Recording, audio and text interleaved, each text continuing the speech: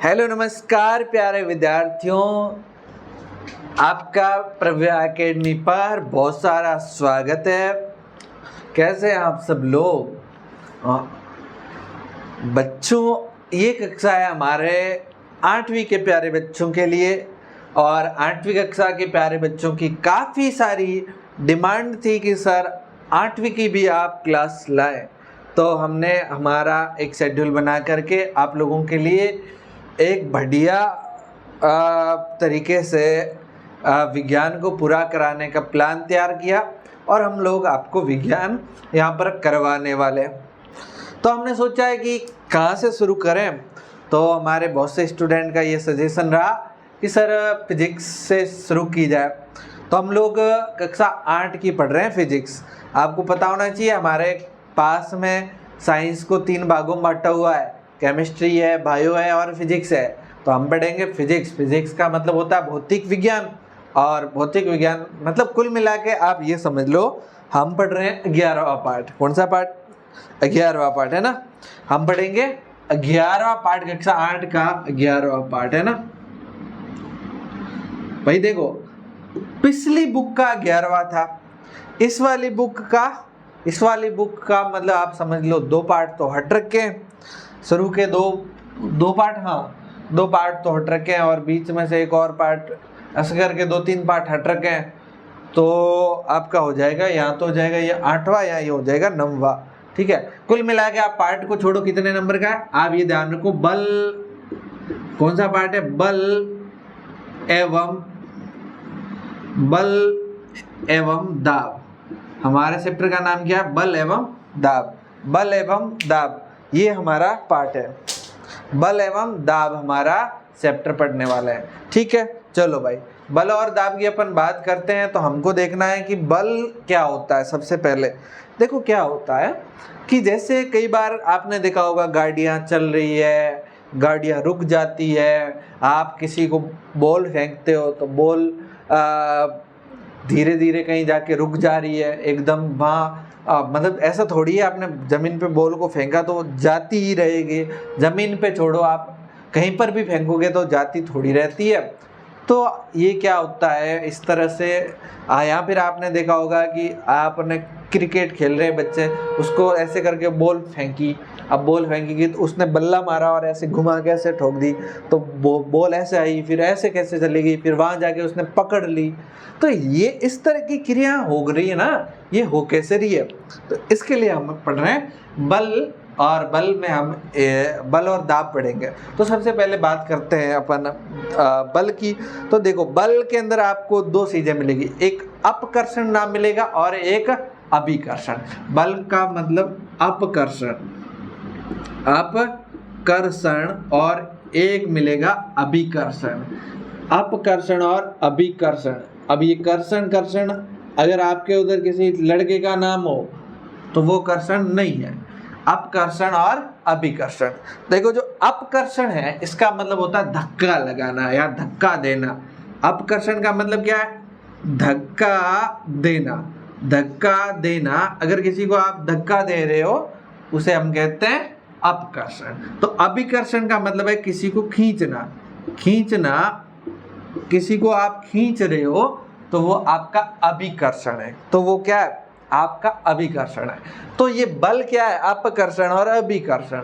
मतलब किसी को धक्का देना या किसी को खींचना। किसी को क्या? धक्का देना, किसी को खींचना बल है। क्लियर बात?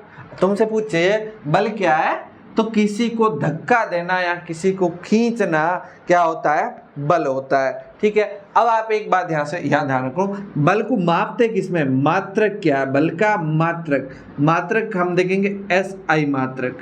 अच्छा, मात्रक क्या है? मात्रक का मतलब ये होता है कि इसको मापते किसमें। जैसे मान लो आप दुकान वाले के पास गए और बोला साहब 1 किलो शक्कर दे दो, 1 किलो।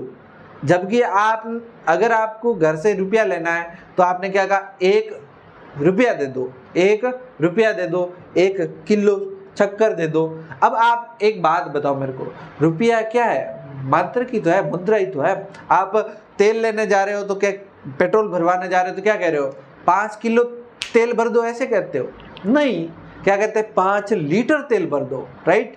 यहाँ फिर ऐसे मान लो मेरे को यहाँ से इसको लंबाई को मापना हो, ये बोर्ड कितना लंबा है, तो मैं ऐसे थोड़ी कहूँगा 6 किलो लंबा है, 6 किलो लंबा है। तो ये अलग अलग मात्रक होता है। इसी तरह से हमें बल को मापना है तो बल का मात्रक जो होता है वो ध्यान रखना न्यूटन।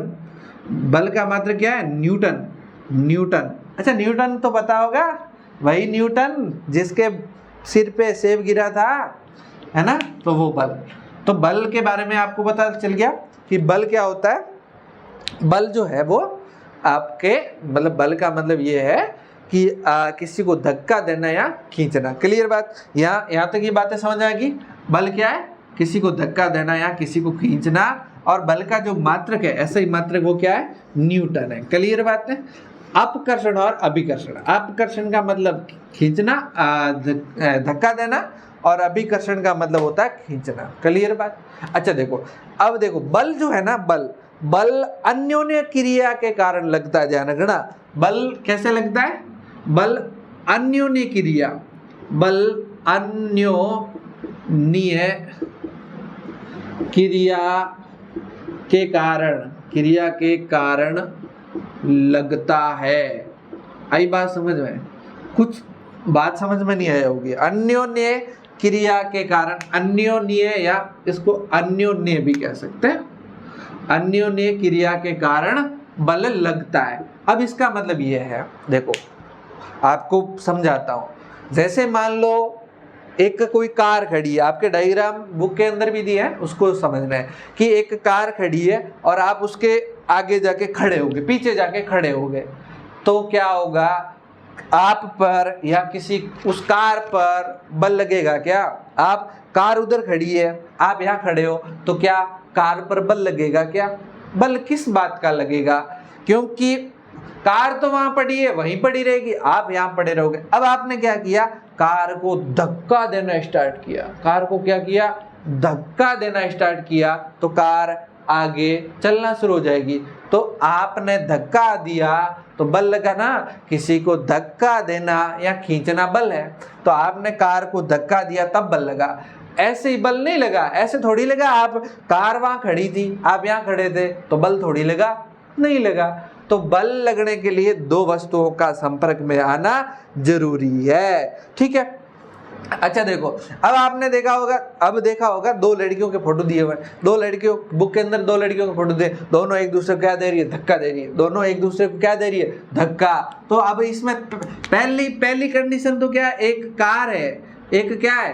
कार है। कार के पास आदमी खड़ा है, तब तो बल लगा ही नहीं। अब दूसरी कंडीशन ये है कि आपने क्या किया? कार को धक्का दिया। मतलब कम से कम बल लगने के लिए दो चीजों की जरूरत होती है, दो चीजों की जरूरत है, तभी तो बल लगेगा। और दो चीजों की अन्योन्य क्रिया होनी चाहिए। ऐसा नहीं है दो चीजों की आपस में क्रिया नहीं होगी ना तो बल नहीं लगेगा। ध्यान रखना।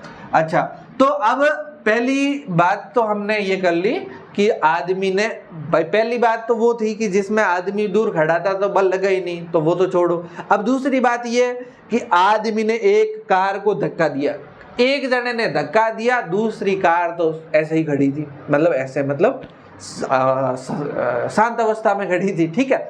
दूसरे फोटो में आपको क्या दिया?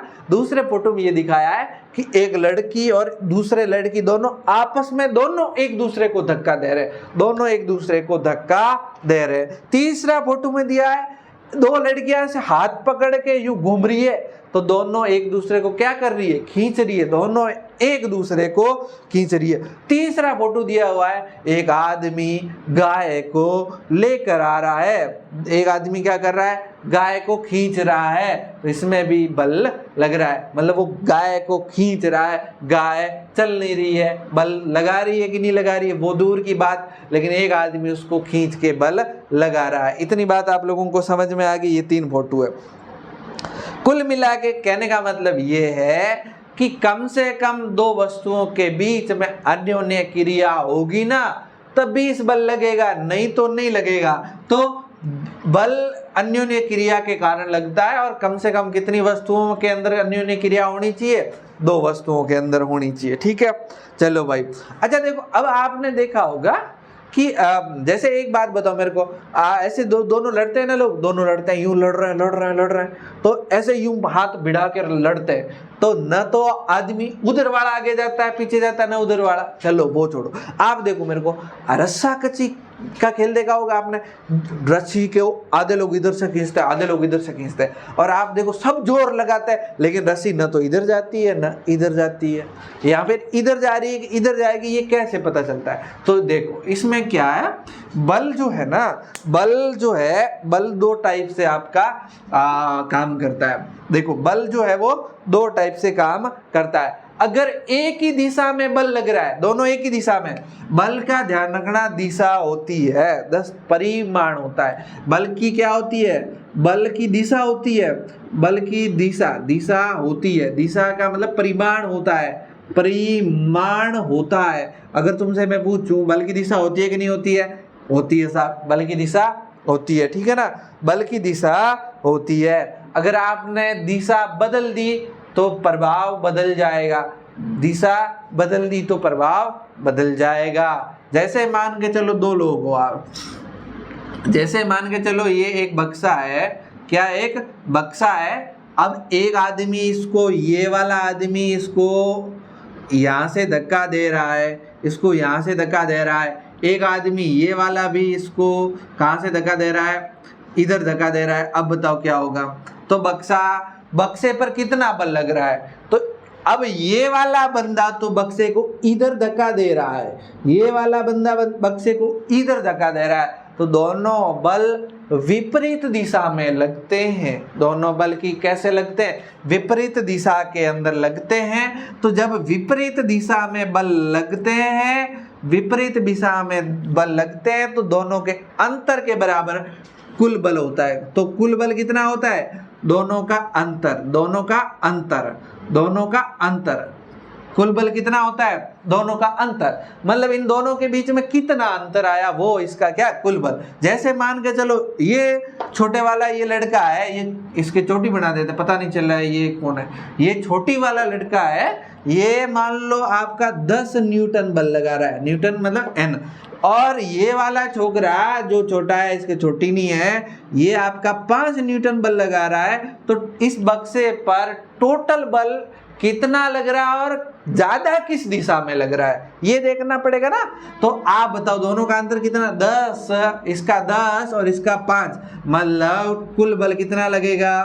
कुल बल आपका लगेगा, कुल बल कितना लगेगा? 10 में से 5 बराबर 5 न्यूटन। और किस साइड ज्यादा, किसके? इसका ज्यादा लग रहा है, यानी कि इस साइड में 5 न्यूटन बल ज्यादा लगेगा, 5 न्यूटन बल ज्यादा लगेगा। और आपको पता है जिस साइड ज्यादा बल लगेगा उसी साइड वस्तु गति करना शुरू कर देगी। क्लियर बात? मतलब इस साइड में दोनों लोग धक्का लगा रहे हैं, ये 10 न्यूटन लगा रहा है, ये 5 न्यूटन लगा रहा है, तो ये बक्सा किधर जाएगा? ये बक्सा उधर चला जाएगा, ये बक्सा उधर चला जाएगा।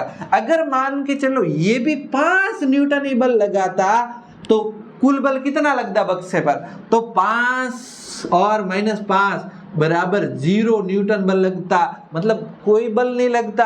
अगर इसमें कोई बल लगता ही नहीं तो ये न तो बक्सा इधर जाता न इधर जाता, न बक्सा इधर जाता न बक्सा इधर आता। क्लियर बात? जैसे मान लो रस्सी कस्से का जो खेल होता है, तो ये मान लो रस्सी है, यहाँ से इधर, यहाँ पर एक आदमी है, ये खींच रहा है, और एक आदमी ये है, ये भी खींच रहा है, ऐसे करके यहाँ पर बहुत सारे आदमी हैं। और इसी तरह से यहाँ पर भी एक आदमी है, वो ये खींच रहा है रस्सी को, और एक आदमी ये है, ये भी खींच रहा है रस्सी को, क्या कर रहा है? रस्सी को खींच रहा है। अब बताओ ये 10 न्यूटन बल लगा रहे हैं और ये भी 10 न्यूटन बल लगा रहे हैं, तो ये रस्सी यहाँ से, इसका वो है सेंटर पॉइंट, तो ये रस्सी इधर जाएगी, इधर जाएगी, किधर जाएगी?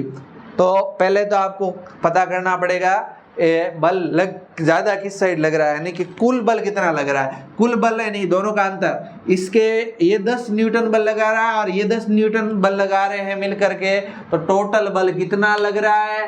टोटल बल 0 लग रहा है। 0 लग रहा है, मतलब ये रस्सी न तो इधर जाएगी न इधर जाएगी। क्लियर बात? आई बात समझ में कि नहीं आई भैया? तो भाई ये है। अगर मान लो समान दिशा में बल लग रहे हैं, ये तो आपका कैसा था, विपरीत दिशा में, ये विपरीत दिशा में।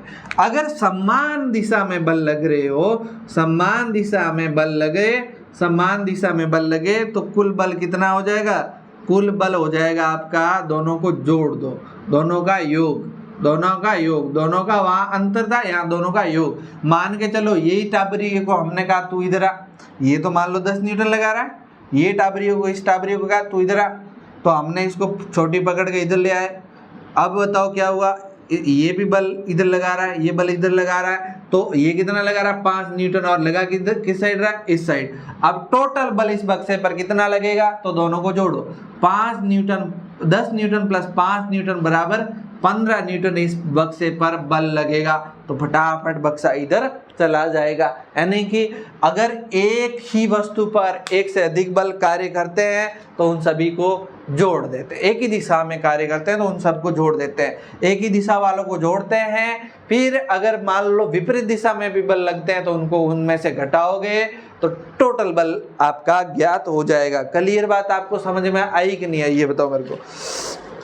अच्छा, अब बात करते हैं बल के कारण होता क्या क्या है, क्या क्या हो सकता है। बल के कारण क्या क्या होता है, देखो बल के कारण आपकी वस्तु की गति में परिवर्तन हो जाएगा, वस्तु की गति में परिवर्तन हो जाता है। मतलब गति का मतलब कोई मान लो स्पीड में कोई चल रहा है तो वस्तु की गति में परिवर्तन हो जाता है। बल के कारण क्या होता है, वस्तु की गति में परिवर्तन हो जाता है, गति में परिवर्तन हो जाता है। मतलब कैसे, देखो समझो मेरी बात।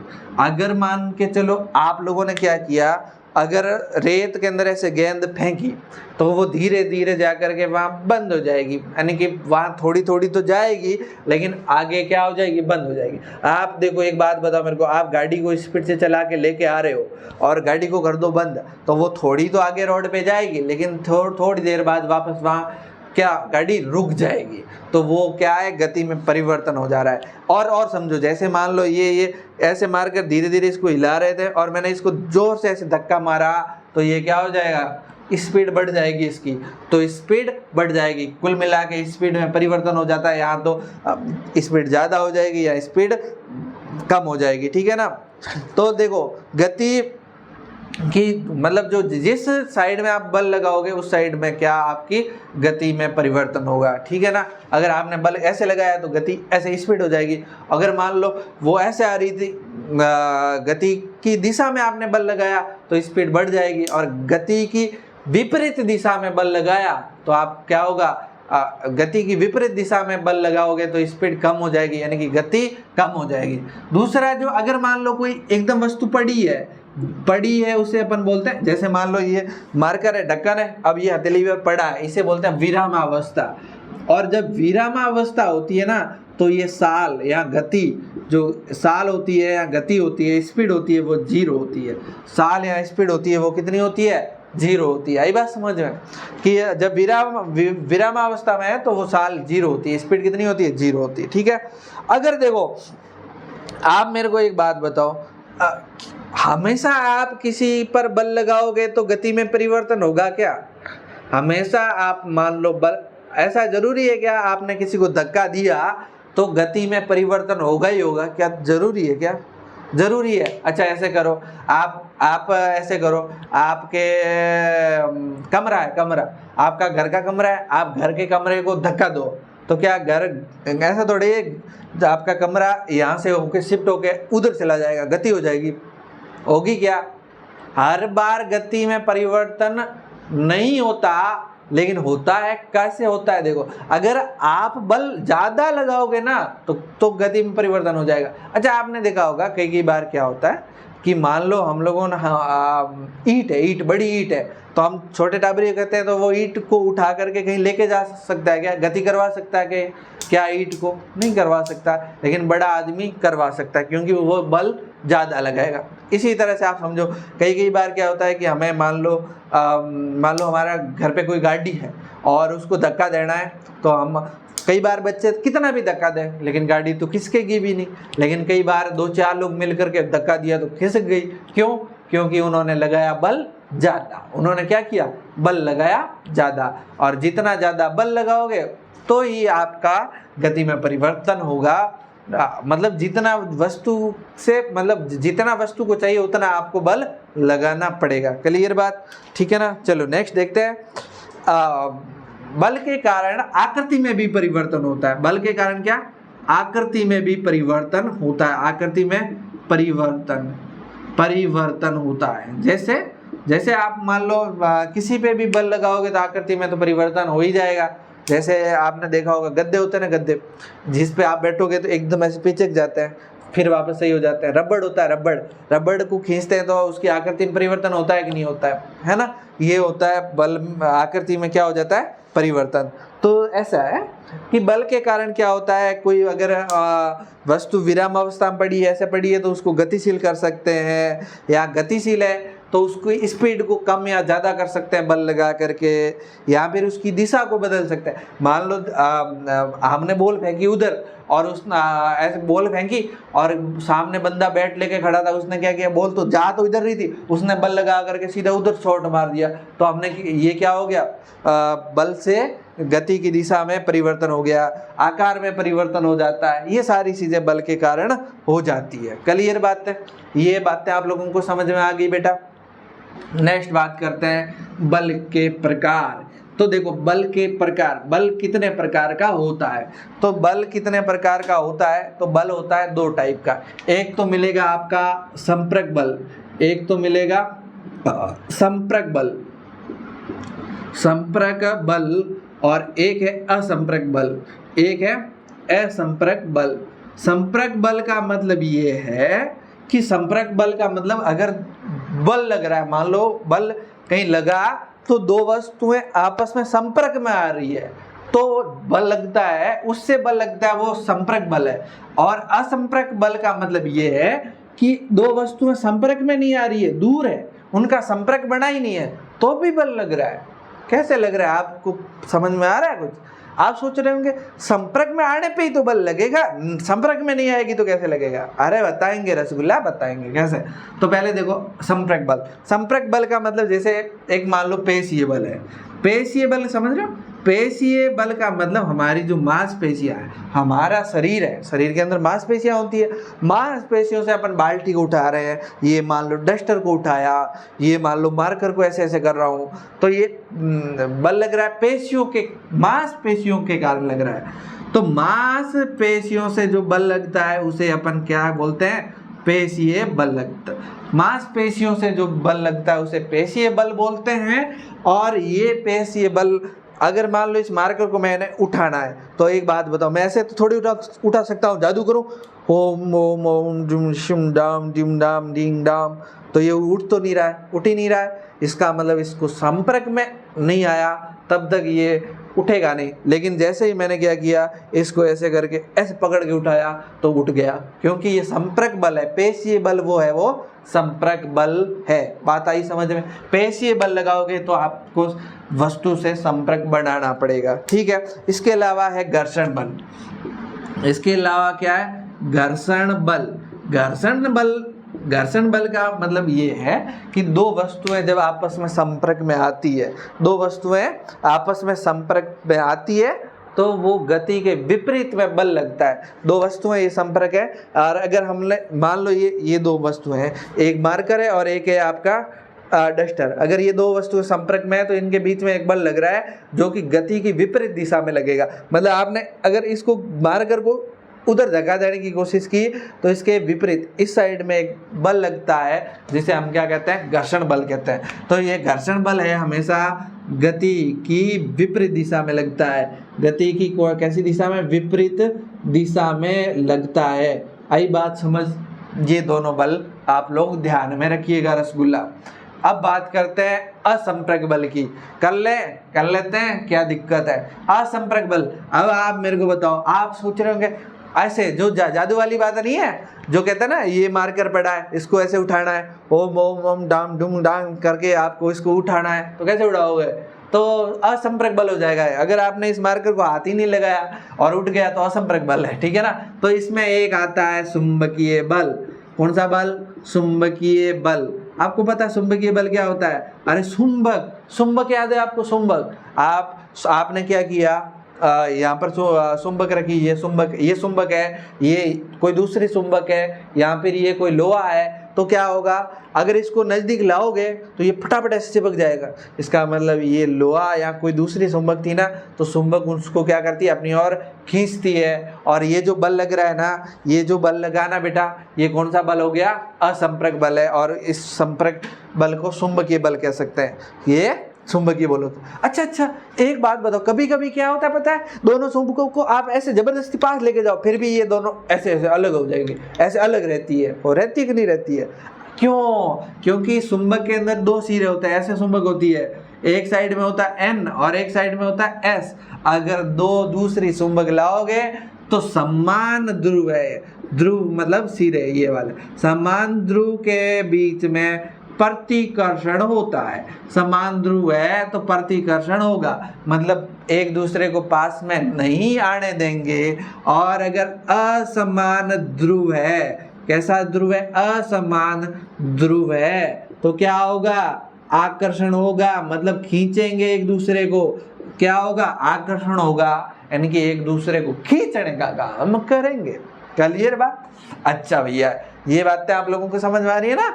ये संपर्क में वस्तुएं नहीं आ रही, दो दूर से ही बल लग जाता है, दूर से ही बल लग जाता है, इसलिए ये बल असंपर्क बल है। क्लियर बात? फिर है दूसरा स्थिर वैद्युत बल। स्थिर वैद्युत बल, स्थिर वैद्युत बल। अरे स्थिर वैद्युत बल का मतलब क्या है कि अगर आप किसी वस्तु के अंदर कोई आवेश उत्पन्न कर दो, कैसा, क्या कर दो? आवेश उत्पन्न कर दो, तो ये बल लगेगा। और आवेश भैया दो प्रकार के होते हैं, एक तो होता है आपका प्लस यानी कि धनावेश, और एक होता है आपका माइनस, ये दो आवेश। अगर अरे कई बार क्या करते थे हम जब छोटे थे, तो क्या करते थे, ऐसे पेंसिल को ऐसे सिर पे लगाते थे और फिर कागज के टुकड़ों को ऐसे अटैक करते थे, तो कागज के टुकड़े पेंसिल के चिपक जाते थे। कागज के टुकड़े क्या होते थे? पेंसिल पे चिपक जाते थे। क्यों? क्योंकि ऐसे ऐसे करने से क्या होता है, इस पर आवेश आ जाता था पेंसिल पर, तो वो आवेश होता है। अगर मान लो दो टुकड़े हैं, दोनों पर आपने अगर धनावेश लाया है, तो दो टुकड़े समान आवेश होगा तो इनके बीच में प्रतिकर्षण होगा, अगर विपरीत आवेश होगा तो आकर्षण होगा। क्लियर बात? तो आवेश के द्वारा अन्य वस्तुओं पर कोई बल लगता है तो स्थिर वैद्युत बल लगता है आवेश के द्वारा, ठीक है ना। एक और बल लगता है रसगुल्ला, कौन सा भैया? एक और बल जो असंपर्क बल है, यहाँ पर नीचे लिखूंगा तो दिखेगा नहीं, इसलिए मैं लिख रहा हूं ऊपर। ये है आपका गुरुत्वाकर्षण बल। गुरुत्वाकर्षण बल, गुरुत्वाकर्षण या इसको बोलते हैं गुरुत्वीय बल या गुरुत्व बल, ठीक है। गुरुत्वाकर्षण बल या गुरुत्वीय बल या गुरुत्व बल या गुरुत्व भी बोलते हैं। ये क्या होता है, आपने देखा होगा, अगर मैं इसको ऊपर फेंकता हूं, मार्कर को ऊपर फेंकता हूं तो नीचे आ रहा है, ऊपर फेंक रहा हूं फिर भी नीचे आ रहा है। क्यों? ऊपर फेंक रहा हूं तो ऊपर क्यों नहीं जा रहा है, नीचे आ रहा है? क्योंकि पृथ्वी जो है ना, वो एक नीचे की तरफ अपनी ओर खींचने की क्षमता है। पृथ्वी के अंदर अपनी ओर खींचने की क्षमता है, यानी कि ये एक बल लगाती है और सबको नीचे खींचती है। वही बल क्या है आपका? गुरुत्वाकर्षण। पृथ्वी क्या करती है? अपनी ओर वस्तुओं को खींचती है, यानी कि बल लगाती है। वही बल आपका क्या है? गुरुत्वाकर्षण है। अच्छा, वैसे गुरुत्वाकर्षण सब वस्तुएं, सब जितनी भी वस्तुएं, ये डस्टर और ये मार्कर है, ये मार्कर अपनी ओर सबको खींचने की कोशिश करता है, ये भी अपनी ओर सबको खींचने की कोशिश करता है। सारी की सारी वस्तुएं एक दूसरे को अपनी ओर खींचने की कोशिश करती है, मतलब बल लगाती है। लेकिन तो बताओ, ये दोनों यहाँ पड़े हैं तो ये दोनों पास में क्यों नहीं आ रहे हैं? खींच तो रहे हैं। अच्छा, ये मान लो ये आपका डस्टर है, डस्टर धरती को अपनी ओर खींच रहा है और धरती डस्टर को अपनी ओर खींच रही है, लेकिन ये धरती की तरफ जाएगा कौन? डस्टर। ऐसा थोड़ी धरती डस्टर की तरफ आएगी, नहीं आएगी। क्यों नहीं आएगी? क्योंकि धरती जो बल लगा रही है ना, वो ज़्यादा लगा रही है, पृथ्वी जो बल लगा रही है ना, वो ज़्यादा लगा रही है। ये छोटा डस्टर है, इसलिए इसका इसके अंदर बल कम लग रहा है। आई बात समझ में? गुरुत्वाकर्षण बल ये सब के अंदर पाया जाता है, हर एक वस्तु के अंदर बल पाया जाता है, लेकिन सारे एक दूसरे को खींचते हैं, क्या बल है, लेकिन खींच नहीं पाते क्योंकि उनका बल होता है वो कम होता है। क्लियर बात? बल के बारे में हमें इतनी ही बातें पढ़नी थी, बाकी की बातें हम दाब में पढ़ेंगे। इतनी बातें आप लोगों को समझ में आ गई होगी, ठीक है ना? अच्छा बेटा, ज़्यादा से ज़्यादा लोगों को शेयर करेंगे, है ना? अगर आप लोग ज़्यादा देखेंगे तो हमारी कक्षाएं जो है वो हम लोग लगातार और पूरा कोर्स आपको करवा देंगे, ठीक है? और अपने सारे दोस्तों के साथ वीडियो को शेयर कर देना। आप लोगों की ये क्लास जो है वो पहली क्लास है ना? पहली क्लास है तो बहुत सारा आपका प्यार, लाइक, सब चीज़ें चाहिए, ठीक है ना? तो आप लोग दीजिएगा, ऐसी उम्मीद और विश्वास के साथ मिलते हैं फिर एक नए वीडियो में। तब तक के लिए बाय बाय, टेक केयर, ख्याल रखिए और मस्त पढ़ाई करिए। Thank you very much.